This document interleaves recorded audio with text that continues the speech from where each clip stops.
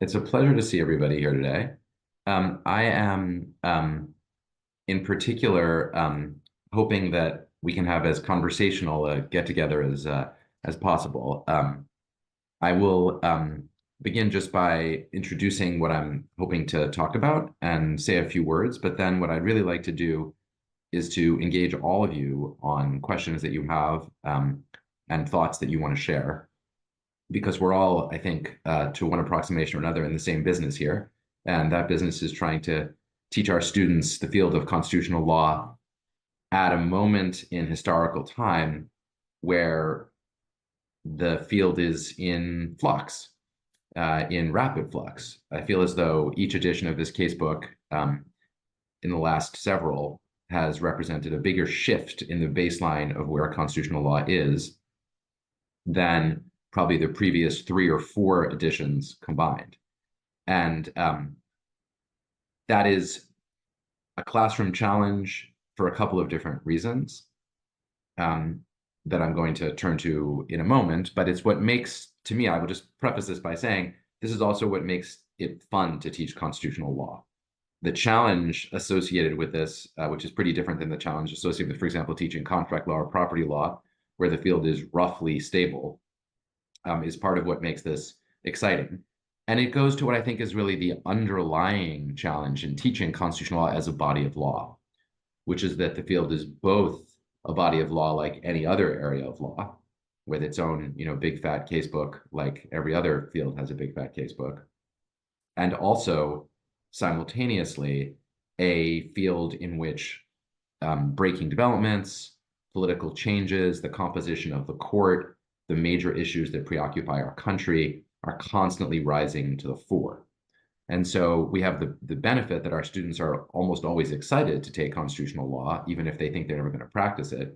They know that it is a field that is going to be exciting and interesting to them. And the hard part, which is that we have to manage to communicate that it is law, even though it changes on a rapid basis, and in present times is changing in large part because of the composition of who is on the court. So what I'm going to do, with all of your permission, is I'm going to start by talking about my kind of general view of how to teach the field given these challenges. And then I'm going to turn to some very specific and concrete issues in current constitutional law doctrine that I tried to address in the casebook and in my own teaching. And then I'd like to open it up and get some input for people about what you're thinking. That was my game plan. Tessa, does that sound like a plausible game plan to you? That sounds wonderful. Okay, great. And let me also just say, sometimes it's hard to use the chat when I'm also speaking, but this is informal enough that as we go, if any of you out there have concrete and specific thoughts that you want to share or questions, or if you think just that what I'm saying is unclear or you'd rather I went a different direction, I'm more than happy to be flexible around this. So just go ahead and pop it into the chat. And by popping into the chat, I'll know that you're out there and that you're thinking about it. I'll pause, I'll look at the chat. And then we can turn this into a much more of a conversational, interactive event, which I think would be probably more fun for most of us, and definitely more fun for me, and definitely also more useful. So let me begin by saying that I think, if I'm not mistaken, that everyone here is a user of the casebook that Kathleen and I co-author. And that means we're part of an intellectual community in some meaningful way. And I'm just really grateful to you for participating in this event, because to me, the more opportunities that I have to interact with that community, the better job I can do of updating and shaping the casebook going forward. So thank you, first of all, just thank you for joining. So let me start with the bigger kind of philosophical pedagogical question, which is, how do we teach constitutional law as a field that is old, in which the oldest cases matter just as much as the newest cases, and in which nevertheless the field is changing? And my short answer to that question is one word, and that word is narrative. Now, that may be a strange word for someone who's here to talk to you about a casebook, because casebooks as written don't feature a lot of narrative, right? I mean, a classic textbook of the kind that would be used, let's say, in a political science course about constitutional law, might well just spend a lot of its time telling the story and have very brief, quotations from cases or materials. And a casebook is not that. A casebook of any kind, and particularly our casebook, which goes all the way back to Dowling's constitutional cases in the 1930s, not quite a century ago, but we're coming up on it. In the next few years, we'll come up on the 90th anniversary of this casebook, is not by nature, formally speaking, a narrative. It's a set of cases. But, and here's the big but, the editing of the cases and the organization of the cases, and to some degree, the material that contextualizes the cases and asks questions about them and gives guidance to the students, is effectively shaping a narrative out of the field of constitutional law as a whole and out of the specific subcategories of the field that are discussed in the individual chapters in particular. So what does that narrative look like? Well, that narrative looks like, or should look like, beginning with the text of the Constitution, moving on to the earliest cases in a field that shape the direction that the field has gone. And so, in some contexts, that case will be 200 plus year old case, a Marbury or a McCulloch. And in other contexts, say free speech, those foundational cases are really only 100 years old.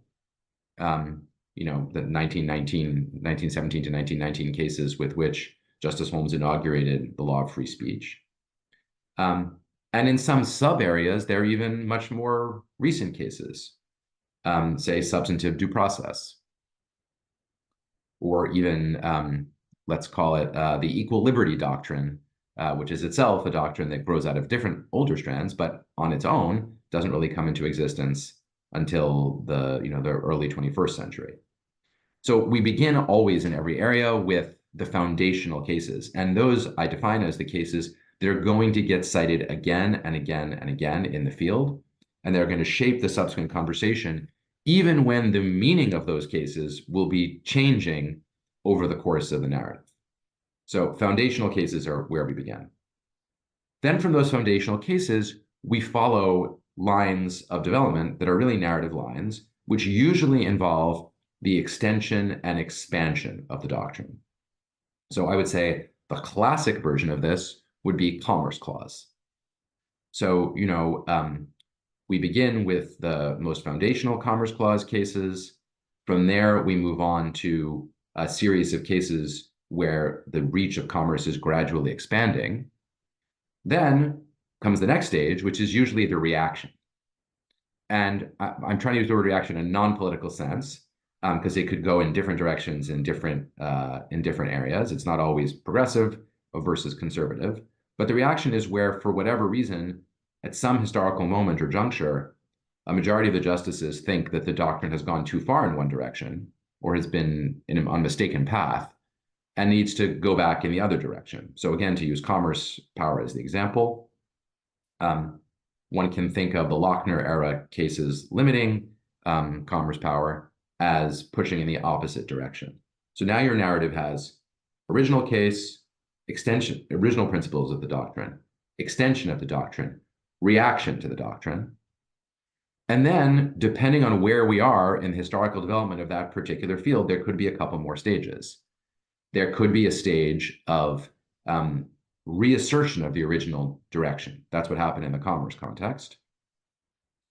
And then after that, there could be a stage of reassertion of limits. Again, that's the commerce context. That's the Lopez era cases in that context. And then, especially for doctrines that were somewhat frozen in the era of what was effectively the O'Connor Court, there are often some cases that show you the two different sides of the question of the limitation of the doctrine. And until, I would say, the last 4 or 5 years, many lines of constitutional doctrine ended there. They ended with an irresolution. And the reason they ended with an irresolution is that the O'Connor era was really an era of compromise decisions by the court, in which older doctrines, say Warren Court era doctrines, didn't get overturned, but also were no longer being expanded. And so there was a narrative at that point of, let's say, stasis is too strong a word, but a narrative of pause. Now, what's happened in the last few years is that in a bunch of those areas, the doctrine is no longer on pause, but is now being reformulated into a new line of doctrine that takes us, in some cases, back to an earlier historical period, and in some cases, forward to a new historical period.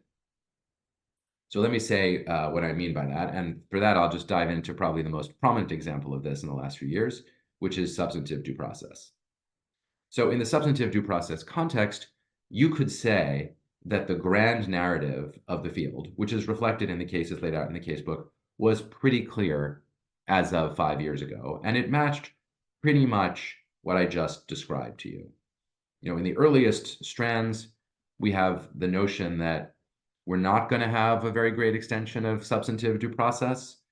So we have Calder against Bull in the casebook, just to show you that there was a possible path not taken, but then the subsequent cases reject that direction. Then you get substantive due process of the Lochner era, a big assertion of the doctrine and its reach. And then you get the reaction, in this case, a reaction from the progressive side, not from the conservative side, saying substantive due process has gone too far and repudiating the Lochner doctrine.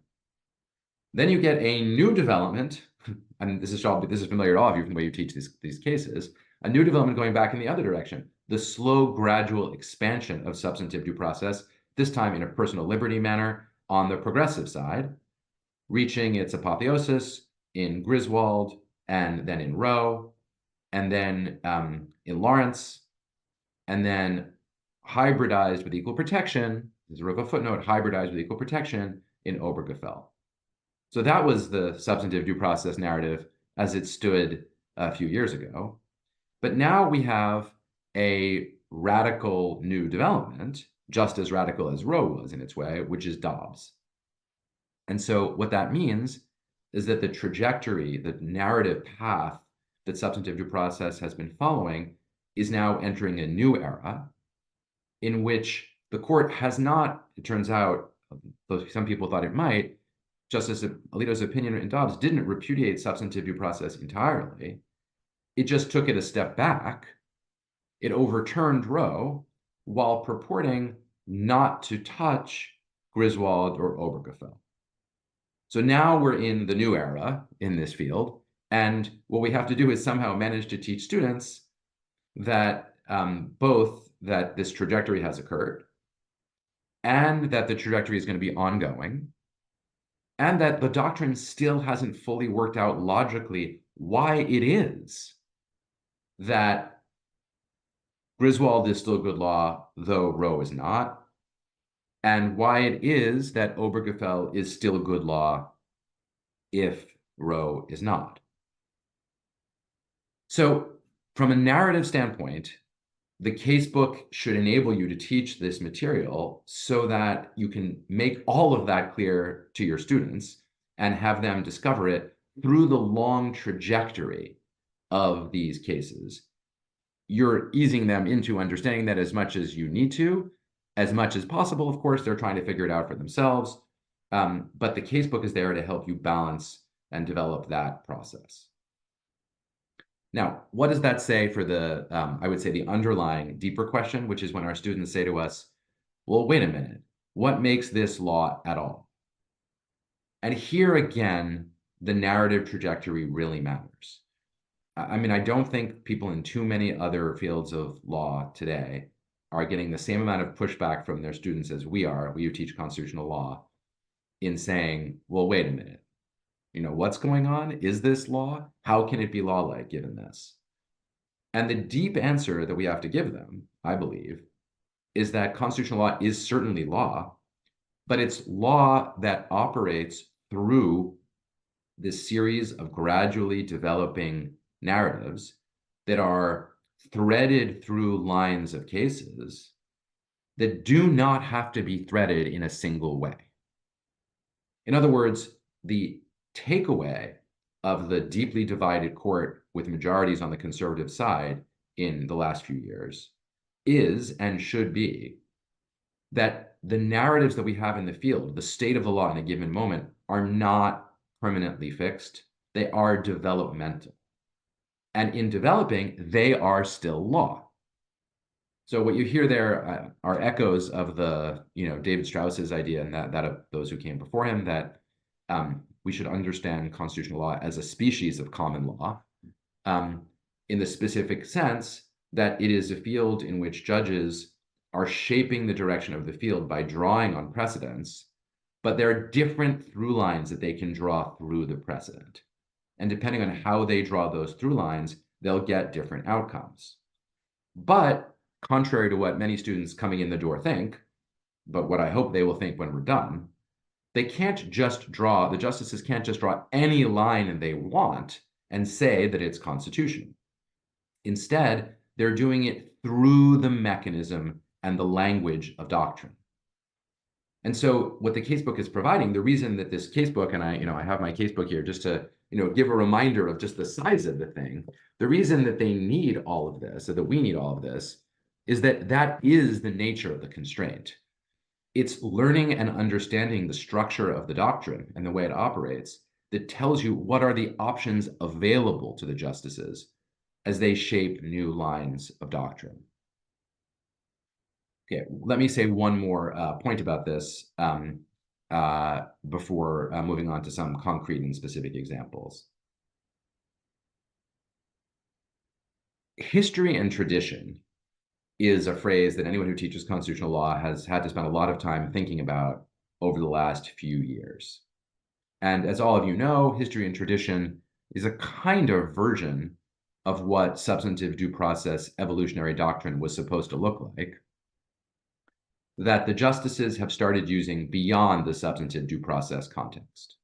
So the justices did use that phrase in Dobbs, but they've also started using it in the Second Amendment, as in Bruin and this past term in Rahimi. And it's a little different in that context than it is in the substantive due process context.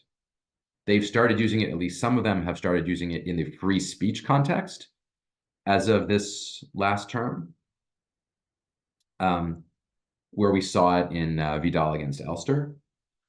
And it is also possible that it is going, and it's also been invoked in the free exercise context. And we don't really know what it's going to mean in the free exercise context, because all we have in the free exercise context thus far is that the Lemon test is overturned and the endorsement test is overturned. And we now have a history and tradition test, but the Supreme Court has yet to apply it, apart from the one case in which it introduced it.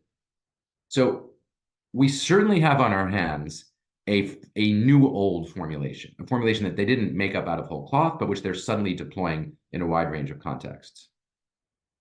The reason I mention history and tradition is not just that it's a very important cross-cutting piece of constitutional theory, theory is maybe too strong a word, but of constitutional doctrinal practice that is relevant that we now have to teach our students.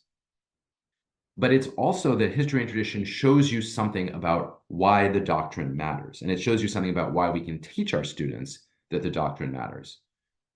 An outsider, a political scientist, or a critic of constitutional law as a field of law might say, well, history and tradition is just an excuse for the justices to do whatever they want. And it's not my job to tell you that that's somehow false from a descriptive standpoint.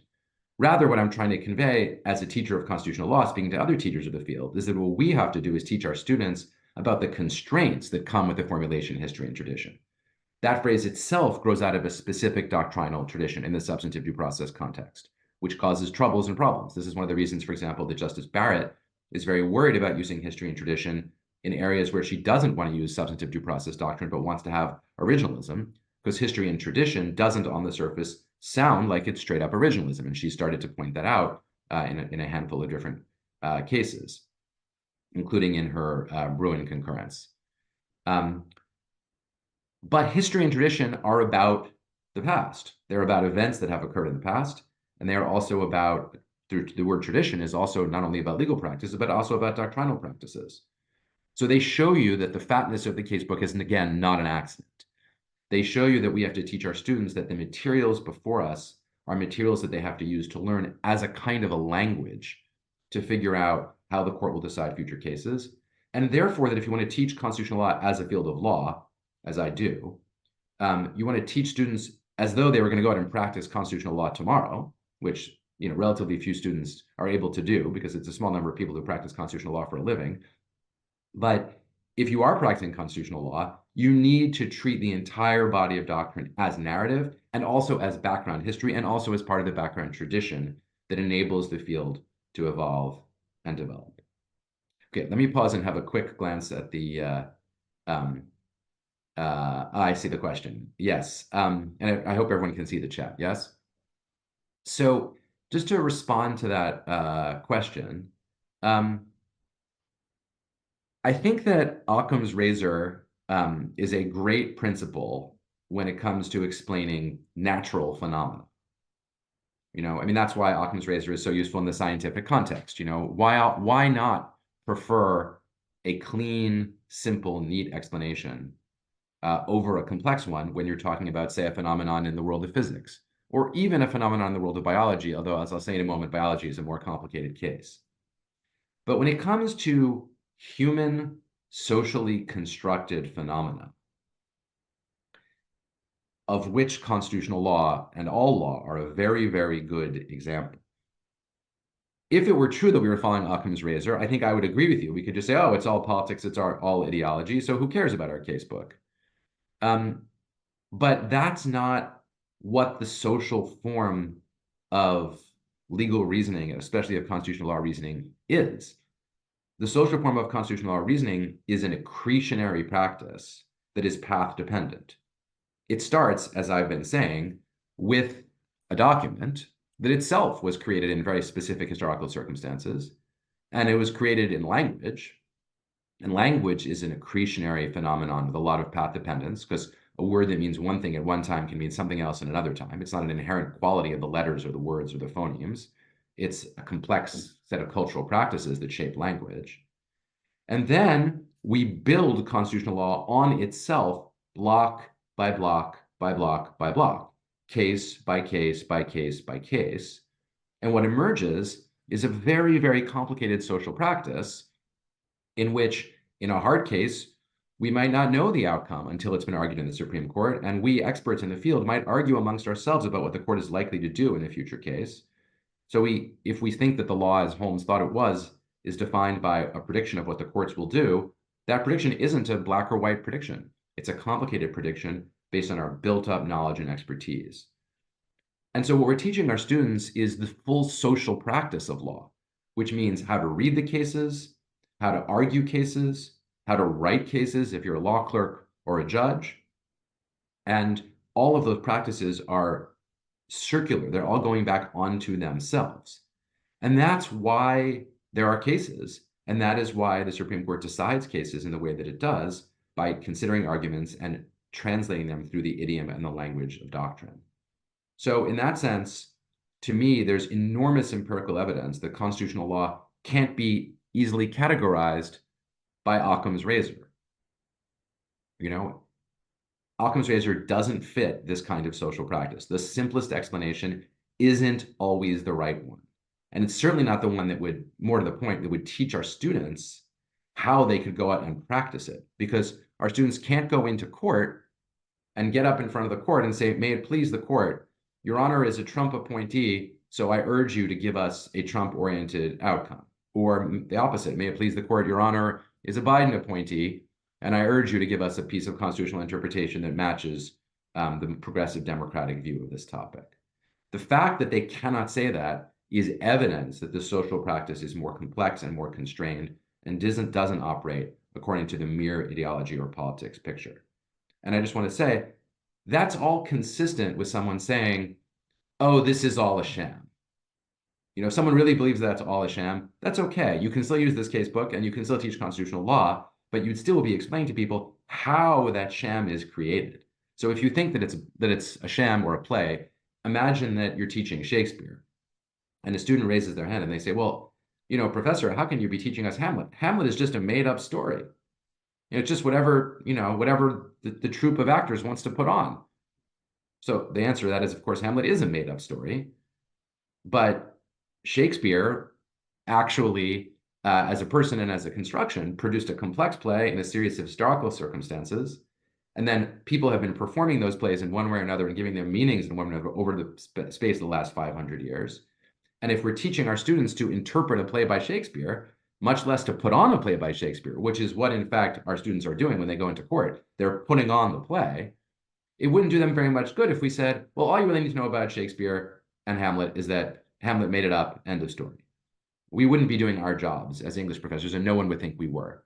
And in our case, it's all the more important since we're often training students in a professional context, not necessarily, but often. We need to teach them the skills that they would use to practice the social practice. And then within that, there are intellectual structures like doctrine that are meaningful to the participants within them. And in that sense, they are very much like a language, which is meaningful to us, even if we could be speaking some different language, or if we could reduce some of our linguistic performances to, which I don't think we could, but to some kind of a simple mathematical formula. This is a good moment also for me to pause and see if other people have things they'd like to say, and you should feel free to put a question in the chat, but it also would be 100% fine if people would like to put up hands. I will look for that too. Although I'm not sure if my gallery view is enabling me to see everybody. So maybe the best thing would be to put it in the chat. If you have a question, then I'll just call on you. You can raise your hand and you can speak up. I promise not to cold call anyone. That's we're still a week or two away from doing that. Other thoughts? Okay, so with your permission, what I will then do is I will go on to talk a little bit about some of the concrete areas where doctrine is in flux, in the hopes of engaging some of the issues that I hope some of you are thinking about in your own teaching going forward. And let me start with, broadly speaking, separation of powers issues. And in particular, let me talk about the Trump decision that the court just decided, the presidential, the immunity from criminal prosecution for a president's official act while in office. So this is the freshest case you can have. I've cut it down somewhat substantially for the supplement, which should be available to everybody who would like to have it for teaching in the fall. I think we're done with it, so it's ready to go around. This is a case that has generated an enormous amount of heat in public reception. And it's sort of fascinating that it has done, because going into this case, I think a lot of observers of the court thought there was no way that the justices would overtly say, that there was some species of identifiable clear immunity for a president from criminal prosecution. And doctrine helps us see why that was. I mean, in the Watergate tapes cases, the court was very eager to insist that the president was not above the law. And then that rhetorical practice continued through the Clinton era cases, in which the court declined to provide immunity from civil suit, even to a sitting president. And then there had been the cases involving subpoenas of Trump's documents when he was still president, where again, the court had at least rhetorically gone out of its way to insist that the president is not above the law. I think it's a very interesting example of where the court's rhetorical practices led the public to have one set of expectations, but the more detailed doctrinal holdings in those cases left space for a more extreme doctrine of immunity, primarily because in none of those cases was the court obligated to take on the scenario where a president would be directly subject to criminal prosecution. And at least in part, that was because that was unthinkable at the time. You know, it was a very strong norm of American presidential practice that new presidents were not criminally prosecuting prior occupants of the office. And that norm had been underscored by Gerald Ford's pardon to Richard Nixon. But in all of those cases, earlier cases, the court had actually been somewhat clear that they weren't touching on the issue of a criminal prosecution. Now we came to a historical moment where, even though I think it's fair to say that Merrick Garland and the Department of Justice was trying to avoid prosecuting Trump in the early part of the Biden administration, the shift associated with Trump's re-rise politically changed the politics, led to criminal prosecution, and now the court had to directly confront the issue. So we got a holding that, as written, even without taking the dissent's strongly expressed view that it's effectively a total immunity, we got a holding that on its own terms establishes a principle of immunity that is not framed as qualified immunity for official acts of a president while in office, and then purports to remand to the lower courts for factual inquiry as to whether particular circumstances count as official. Now, I've been thinking a lot about how to teach this to students this fall, as I imagine you are too. And my instinct, of course, and probably this is most of our instinct, is to go through some of the details of it, to teach them the general principle, to get them the rationale that the court offered, and then say, and now let's get into some of these details to figure out how it would play out in future cases. That's my initial instinct, because that's how we usually do cases like this. And if something isn't fully resolved in the case, we just do an intellectual inquiry for our students where they could try to imagine it. And certainly the students would be engaged and excited by that. But here's my word of warning, and it's as much to myself. In fact, it's more to myself than it is to all of you, because maybe you guys will do that in your classes. I'm warning myself not to go there. And the reason is not that it would be distracting to students. I think it would be interesting. It's that the majority simply doesn't do enough to articulate principles that would allow the lower courts to do this in a very thoughtful way. And so instead, what I think I'm going to do is focus on the rationale for why the immunity should be there at all.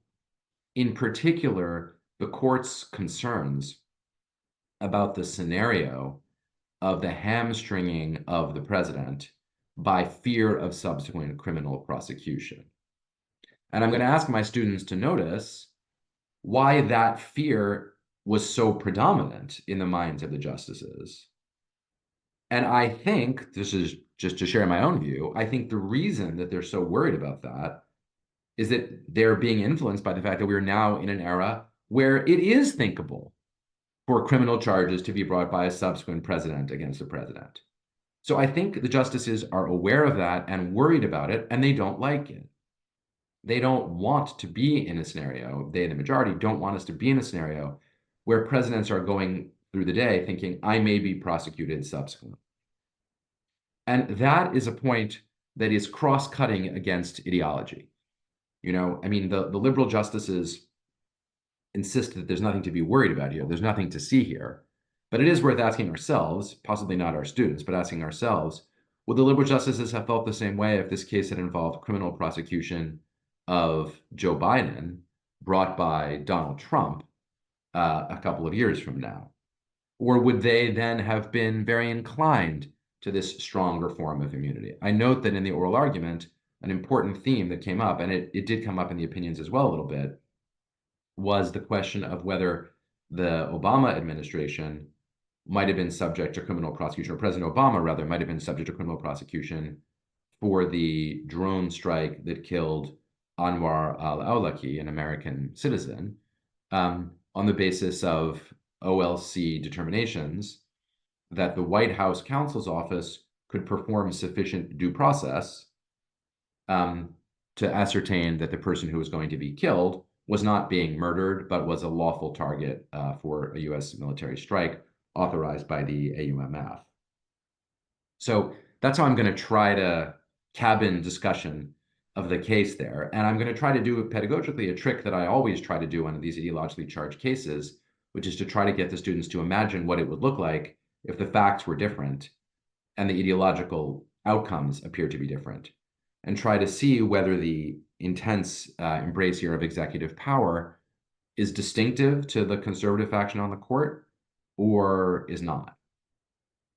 The other thing I think I want them to see is, and this is the most important aspect of the case, is how this case, at least for our purposes at least, I think it is how this case plays itself out in relationship to the long run of executive power decisions.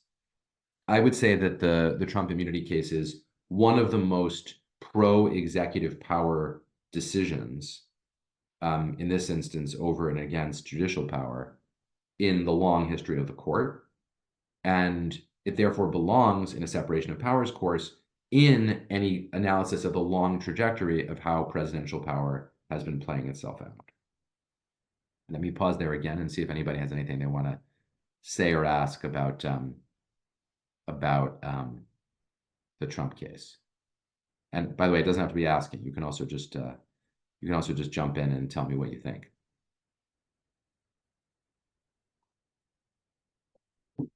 Okay. I really am not going to call on anybody, but I would also be really grateful if people wanted to participate in the conversation. Okay, let me turn now then to 14th Amendment equal protection. Then I'll say something about 14th Amendment substantive due process, which I've already spoken about. And then come to the First Amendment a little bit at the end of the conversation, though I'm mindful that some of the people on the call probably teach First Amendment, but others of you are probably primarily teaching a general constitutional law course that hives off First Amendment. Okay, so let's talk about equal protection in the 14th Amendment context. The developments that we associate with the SFFA case, which are, I would say, epochal developments in the law of the 14th Amendment, can be categorized in the terms that I was offering earlier, in the terms of a long trajectory of the doctrine. So going back to the passage of the 14th Amendment, we have an early version of the 14th Amendment, which presents itself as fairly strongly egalitarian and demanding of equality. Then you have a process of the selling out of the 14th Amendment of the Equal Protection Clause in Plessy, with the all-important component of Justice Harlan's dissent, which obviously has always been appropriate to teach when you teach Plessy, but is now all the more important to teach with its full-on embrace. Then, when I teach it, I go right to Brown, describing Brown as a kind of initial redemption of the 14th Amendment, going back to something like its earlier meaning, as opposed to Plessy, with the repudiation of Plessy. Then there's a period of what I call high desegregation, in which we get a series of cases applying 14th Amendment equal protection in a way that enables, under a kind of anti-subordination rationale, the possibilities of busing and so forth, and desegregation. And then already by the 1970s, you have the very beginnings of the period of what I've described as reaction, in which the court begins to say, well, wait a minute, there's a limit to what affirmative steps the state may take to establish racial equality, and that limit is established by the very same 14th Amendment. Bakke is a key moment in that process in the late 1970s, in which the court came very, very close to saying that affirmative action in higher education was unconstitutional under the 14th Amendment. But the court didn't. And so that gave rise to a 45-year doctrinal line in which affirmative action remained alive in the higher ed context via the diversity rationale. I myself will be teaching a lot less now of the, I'll still have them on my syllabus, but I won't spend anything like as much time on them, of the subsequent cases interpreting Bakke, Grutter and Gratz, involving the University of Michigan, and then the Texas cases from the early aughts, in which each time it looked as though the Bakke line might be lost, and each time the Bakke line was sustained. I used to spend a lot of time on those cases because they were fascinating, because they showed how an opinion by just a single justice, Justice Powell and Bakke, could turn into a line of doctrine that had 5 justices behind it. And then when Justice O'Connor stepped down, sorry, I misspoke. Of course, the Grutter and Gratz are the 2003 cases, and then the Texas cases are from almost a decade later, after Justice O'Connor had stepped down, and then Justice Kennedy, who had been against her in Grutter and Gratz, took up the mantle and also kept affirmative action alive through the diversity rationale, kept it alive for, as it turned out, at least another decade. And so those were really fascinating and rich cases describing how a doctrine was kind of hanging on for dear life. Well, SFFA does two things. At a very boring doctrinal level, it ends the Bakke outcome. And I'm going to say a word about that in a moment. And in a more profound way, it inaugurates an era that self-consciously goes back to the Harlan dissent in Plessy and declares a kind of formal, even formalistic equal protection doctrine that demands equality of treatment and thereby puts effectively, I think, a genuine end to the longish survival of the 1950s, 60s, and 70s era affirmative action doctrine. So it's a massively important development in equal protection, and it's going to inaugurate a completely new period of analysis there. And notice again the importance of doctrine. Notice how this is precisely why I don't think Occam's razor is simple. In a real Occam's razor situation, I suppose you could have had Justice Gorsuch writing the majority opinion in SFFA and saying, well, there's the text of the 14th Amendment. We read it literally. It says everyone has to be treated equally. Game over. Right? That's his statutory opinion in the Bostock case. He could have done that for the Equal Protection Clause. And he's tempted to do that in his concurrence in SFFA, but he's just writing for himself.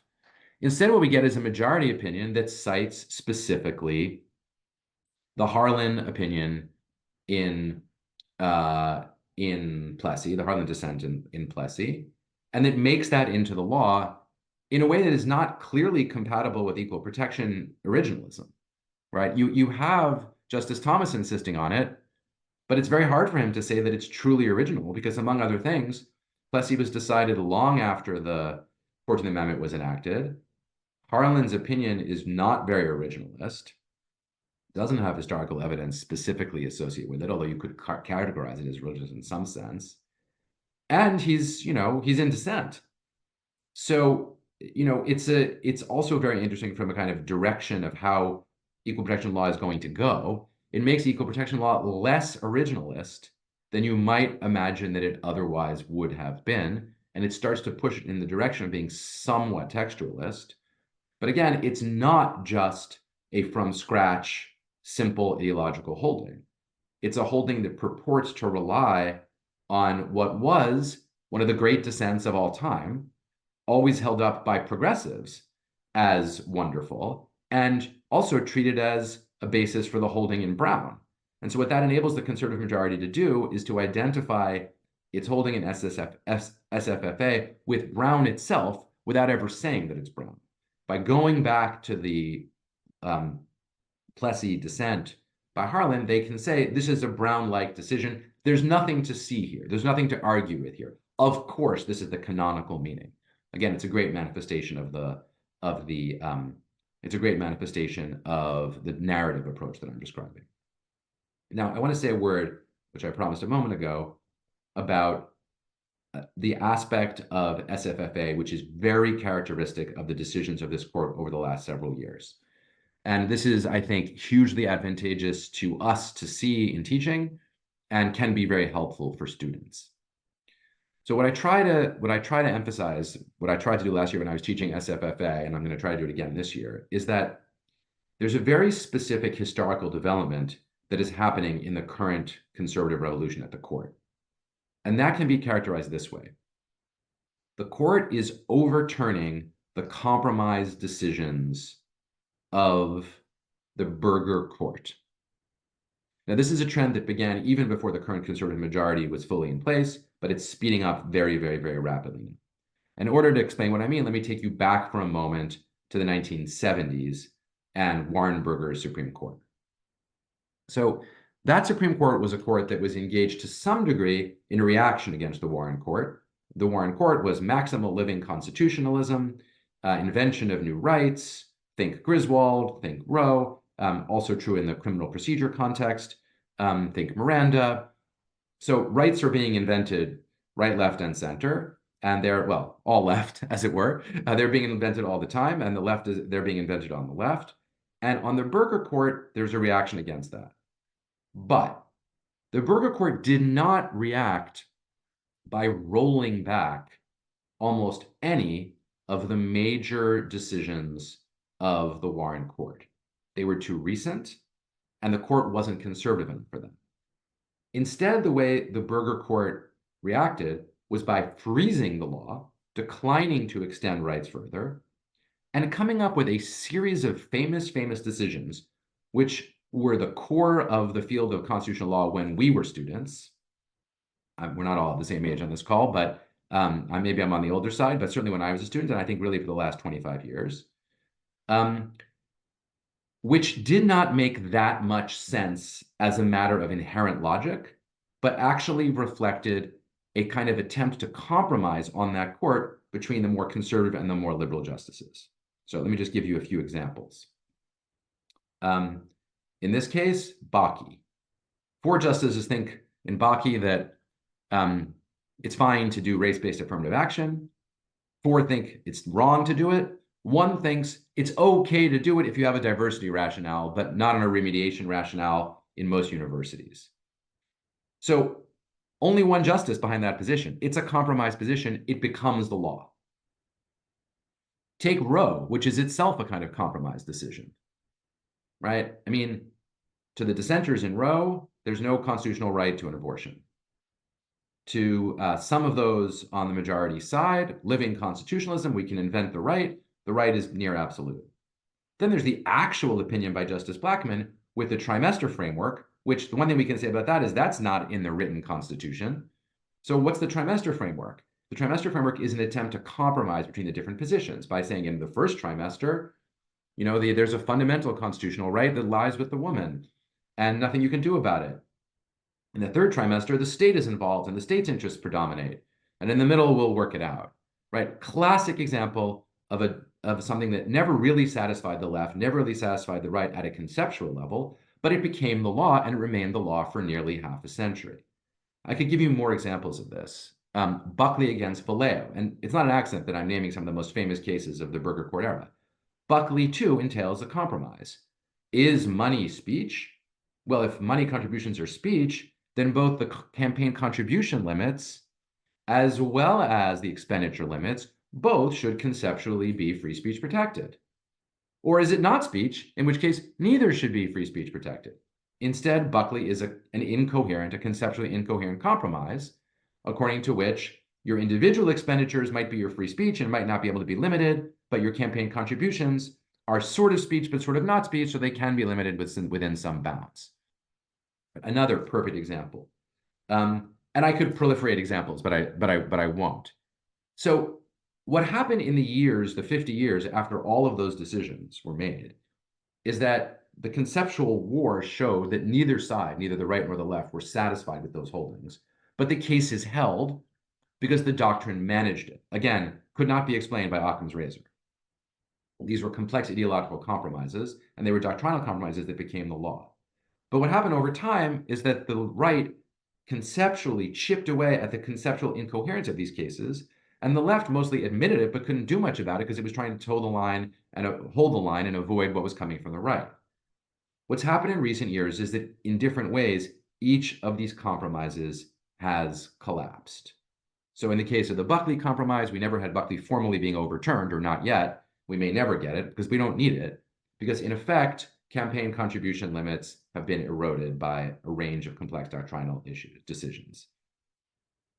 In the case of Roe, we got an end to the compromise, flatly struck down. In the case of SFFA, again, we get a flat end to the compromise of the Burger Court era associated with Baki. This is also the case in the Janus case with respect to the Abud tradition. That's in the context of Union First Amendment protections and Union Jews contributions, where again the Berger era case is a conceptually incoherent compromise, and eventually the court strikes down that compromise. So this is a really interesting and recurrent phenomenon that you see in a range of areas of constitutional law, and it's the most immediate narrow historical explanation for what's happening in a lot of these transformational cases. What we're seeing is that cases that were icons of constitutional law over the better part of the last 50 years are going down, but they had been weakened for a long time because of their initial conceptual incoherence. It's important to clarify to the students. Some of the students think, well, that's why these were always bad decisions. The compromises were bad, and that's a reasonable view. The alternative view, of course, is that we got 50 years out of those compromises and they functioned. And it's in the nature of constitutional law that it is a complex field with people on the right and the left, and we need a law that operates. And so maybe compromises are not such a bad thing. There's no definitive answer to that question, but it's something worth getting out there for students. Okay, so I think that's my account of SFFA, and let me just say a word about Dobbs. I've spoken about Dobbs already a bunch, but Dobbs is another example of this. We had a complex compromise in Roe. It didn't look like a compromise to people, but it was a compromise. And its conceptual weakness is part of why, in the Casey decision, the justices effectively threw out a large part of the rationale of Roe and replaced it with a new version of a compromise, this time under the undue burden formulation. That said, Casey was also a compromise because of its emphasis on precedent and the necessity of preserving precedent. To me, the most significant aspect of Dobbs, and maybe this is obvious, is that Dobbs did away with the notion that in highly controversial areas of law, where the court had already, as a path-dependent matter, gone down a single road, it shouldn't change to a different road. I mean, that's in essence the precedent component of Casey. That's the part of Casey that says that that liberty finds no refuge in a jurisprudence of doubt. So when I teach Dobbs, I spend a lot of time I've only done it for a few times now, like the rest of you have, but I spend a lot of time trying to explore and analyze just when, if at all, precedent can still have weight or matter. Here, I think it's fair to say that the law is very indeterminate, and there's a lot of discretion, and there's not a lot of satisfaction to be had by reading the cases. There is, however, a lot of concern about it. We see Justice Kavanaugh writing extensively about it, and I've excerpted a bunch of his opinions on this in the book and in the supplement. We see Justice Barrett very worried about it. Justice Gorsuch, who seems less inclined to precedent, is less worried about it. It's not an accident that the three of them, the three newest justices plus Justice Jackson on the court, are all worried about precedent because they're in an era where precedent is looking pretty ridiculous because it's been overturned so much, and they're trying to figure out a way to think about it. So I think that's relevant too. I would note in passing also about Justice Jackson here that she has flirted with the idea of presenting her opinions as originalist, which is itself a fascinating phenomenon. Here she is, arguably the most progressive justice. Maybe she and Justice Sotomayor could fight that one out. But you have Justice Jackson talking the talk of originalism, and it'll be very interesting to see how long that lasts. Maybe she's serious about it, or maybe it's a rhetorical flourish, given the circumstances in the moment. Certainly, the conservative majority is not all that originalist on a bunch of the cases that we've seen as high profile. So it may no longer be useful to criticize them for failures of originalism. I myself am skeptical that Justice Jackson's insistence on originalist jurisprudence is going to last very long, but it's worthy of note. So to me, that's the major issue in substantive due process. And here's why it matters so much practically. Because our students are going to want to know, and the whole world's going to want to know, and the law is going to want to know, what about challenges to Obergefell? What about challenges to Griswold? In the past, the answer would have been, well, those are precedents that are untouchable. But Roe was a precedent that was untouchable, and the idea that they're untouchable precedents was an idea that came from Casey, which was saying we're keeping Roe. So, Casey has been profoundly undermined here with respect to its precedent-based holding. And that raises the question of what about the other parts of Casey, namely Casey's account of individual autonomy as a basis for substantive due process? Because that is the part of Casey that became the basis for Lawrence v. Texas. And it's the part of Casey that also became the basis for Obergefell when merged with equal protection. To me, although Justice Alito's opinion in Dobbs solves this, quote unquote, solves this, because it doesn't solve it, by saying, well, abortion is different because the fetus has interests and there's a life involved. That isn't really responsive to the problem of precedent. And so where we are is, I think, in a place of genuine uncertainty as to when and how precedent will limit. But it's not that precedent doesn't mean anything. It's very clear to me that Justice Kavanaugh, for example, is trying to signal that he's not going to overturn Obergefell or Lawrence v. Texas. I don't even think that Justice Barrett is open to overturning those precedents, and I'm sure that Justice Roberts is not. Alito and Thomas would be very happy to do so. So precedent, every time you see Kavanaugh writing about precedent, the reason I've got it in the casebook is that he's trying to say, don't worry, I haven't thrown precedent out entirely. I just wanted to get rid of Roe and I wanted to get rid of Bakke. And so here you have the admixture of the attempt to create a coherent doctrine where there isn't one, coupled with consciousness of the same critique that Girardot put up in the comment, namely, it's all politics. So those are, I think, great cases for teaching with for that reason. And this is starting in Dobbs. Okay, so that brings me to history and tradition and the way that history and tradition is spreading across different areas of doctrine. And here I just want to say, it may not last. It might be that in various areas where history and tradition is being used, the court backs away from it. There's already some clarity emerging among the conservatives that history and tradition is getting to be an unpopular doctrinal form. But they expanded history and tradition in this past term to the free speech context. So they've got a new toy and they're enjoying playing. If history and tradition continues to be significant in this way, we're going to have to teach it as a transsubstantive doctrinal move. So why is it appealing? It's appealing because it has wiggle room. Originalism is starting to lose its appeal because originalism cannot resolve most of the hardest cases in front of the court because of the problem of whether there is a contemporary analogy to a historical practice. So you see this in Rahimi, where the Chief Justice wants to say that the Second Amendment is not trapped in amber. But if it's not trapped in amber, how are you an originalist? If the answer is, well, we make analogies to original materials, how is that not the same as living constitutionalism? My own personal takeaway is that originalism is a great constitutional theory if you're a dissenter, because it's really easy to say that some majority opinion is inconsistent with originalism. But it's not very good if you're the majority. Because if you're the majority and you're dealing with a real new case, you're just going to have to make analogies. You know, is an AR-15 like or unlike a musket? You know, is a cell phone like or unlike your personal private papers? These are very unsatisfying analogies for originalists to draw. So my own view is that the history and tradition doctrine is appearing because it gives you more wiggle room. History sounds vaguely originalist, but it's not restricted to the particularities of original meaning, and that's why Barrett doesn't like it. Tradition is even more flexible, and it's not an accident that this language of history and tradition comes out of a substantive due process where everyone, up to but not including Justice Thomas, so that is even including the late Justice Scalia, agreed that whatever it is that we're doing, we're drawing complex analogies about the subtle development of doctrinal practices over many, many, many generations. So we could see, if history and tradition continues to be the model, a kind of return to consensus on ideology of how to, on the jurisprudential side of these cases, without any agreement about how they come out. In other words, we could have a court where everybody's just reasoning by analogy. The liberals are reasoning by analogy, and the conservatives are reasoning by analogy, and they're just differing about what the right analogies are.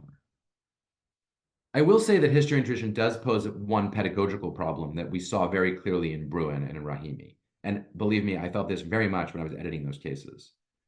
In these cases, you have 20 or 30 pages of detailed analysis of regulations about ownership of weapons going back to the Middle Ages, going back to the 13th century.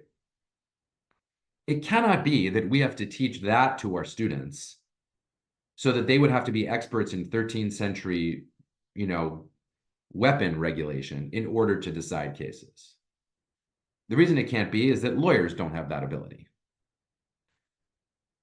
They can get briefs from historians and make something up, but that can't be the long run direction of the law. The Supreme Court's opinions that read like this, they just can't become the norm. So excerpting them is very hard because I don't want to waste your students' time with that. But on the other hand, that's the substance of a lot of the opinion. So I've given some sort of brief selective feeling of what it's like without belaboring it. But it raises the pedagogical question of how to teach these cases. And I think the short answer is to remind students that this is indeed in the opinions, and that if they're writing a brief in this area, they need historians and help, but that can't be the way the field is going to go in the long run. It's not very satisfying, but that's where I am on. Okay, last and only very briefly, First Amendment, because I recognize that a lot of people on this call probably don't teach First Amendment. First, all the things that are happening elsewhere are also happening in First Amendment. That is to say, history and tradition is back. Old compromise doctrines are being overturned. There's a lot of ferment in the field in the context of free exercise and establishment. We're on the cusp of a new consensus because there's going to be new free exercise norms coming that look much more like equal protection norms, and new establishment clause norms that look like history and tradition. So a lot of ferment is happening and a lot of action. So if people are interested in that, tell Tessa and we'll do another session on First Amendment. And I teach First Amendment and care a lot about it. And one other thing is happening in free speech that's not happening in the other areas, which is in addition to all the ferment of doctrine, we also have technological revolution, namely the emergence of social media and then subsequently of AI, and the court is finally grappling with that.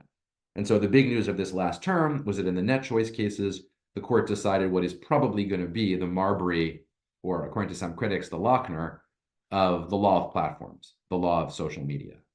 And for those of you who teach First Amendment, I just want to say, our students care about social media more than they care about every other case or analogy that we have in our case books, because it is their universe. And so, although one has to make room for the doctrine, and although the doctrine is messy, and although there are some core hard problems the court is struggling with, like what is the nature of something being content neutral, a conceptual problem that the court created for itself and is unable to solve at the moment, which the court worked on in this past term and which remains a very live, hard doctrinal problem. All of that stuff pales compared to the centrality of the idea that the court has now held that social media platforms should be analogized to newspapers and seen as content curators, and therefore have the highest degree of free speech protection when they do their content moderation. There won't be a more consequential First Amendment decision in a while. Even the TikTok case, which presumably will, after it goes to the DC Circuit, will end up in the Supreme Court, will have less breadth of relevance than the net choice cases did. So the Supreme Court is making up new doctrine in this context. And here's the big punchline, and it'll just close thematically everything I've been saying this whole time. The court did it by analogy. You had dissenters, or they weren't dissenters, but they wrote a concurrence that sounded like a dissent in this case, basically saying, well, what about the idea that social media platforms should be treated as common carriers and subjected to a lower standard of First Amendment protection? It's an innovative idea. It started on the left, it migrated to the right, it's out there. No, the court said, we have a line of doctrine. They said it doesn't matter what the technology is, the free speech principles remain the same, which is a sentence that struck fear and horror in the minds of all of my friends who are tech law experts, whose whole reason for being is that they work on something brand new because tech is new, and so it must have a different body of law. Turns out, no. Turns out the good old-fashioned First Amendment doctrine that we knew still operates. It's a win, if you will, for con law people who maintain that the reason you need to understand, for example, the constitutional law of newspapers and the constitutional law of parades is that they will be relevant someday when the time comes to social media. And here the court's primary precedent in the net choice cases was Hurley, which is the case about the St. Patrick's Day parade in Boston, in which a group of gays and lesbians wanted to put uh, a float in the St. Patrick's Day parade and were denied it. And the court, per Justice Souter, held that the parade organizers had a First Amendment right to exclude them, notwithstanding a state anti-discrimination law. Now, that's a decision that at the time it was decided, and for years subsequently, has been taught by most First Amendment teachers, myself included, as a kind of quirky, interesting, unusual case. It's a parade, parades are weird, but we're teaching it to you because it's an interesting case. Well, now it's the formational case in the most important emerging area of First Amendment. So there's your path dependency for you. There's your non-Occam's razor. There's your idea that our job in teaching constitutional law requires us to teach the narrative trajectory of the doctrine, because when the new important issues arise, they end up getting decided through frameworks that are inherited by the doctrine. And since our students are the ones who are the law clerks, and eventually when they get a lot older, get to be the judges and the justices, their learning of that trajectory shapes and determines the future of the law. So that's my little pep talk to myself, and by extension to all of you, about why what we do matters, and why the method that we teach by matters, and why we need to engage in the doctrine, because it shapes the conceptual frameworks which in turn shape the direction of the law. So let me stop there, because too much pep talk spoils the summer afternoon. And I'm happy to answer questions or take comments or thoughts. I'd love any form of feedback that you have. And let me just add, anytime you're working through the casebook and you see something that you don't like, that doesn't make sense, that isn't clear, please email me. Anytime you see something where you think we need to add this, please email me. Every time you think to yourself, gosh, how does Noah teach this? I wonder if he'd be willing to share. Please email me. Anytime you think to yourself, I have a great idea and I want to teach this in a certain way and I want Noah to put it in the casebook, please email me. Okay, I need the feedback, and I'm grateful for the feedback. So thank you for joining in, and floor is open if anyone has anything they'd like to say, and you can just speak up if you'd like.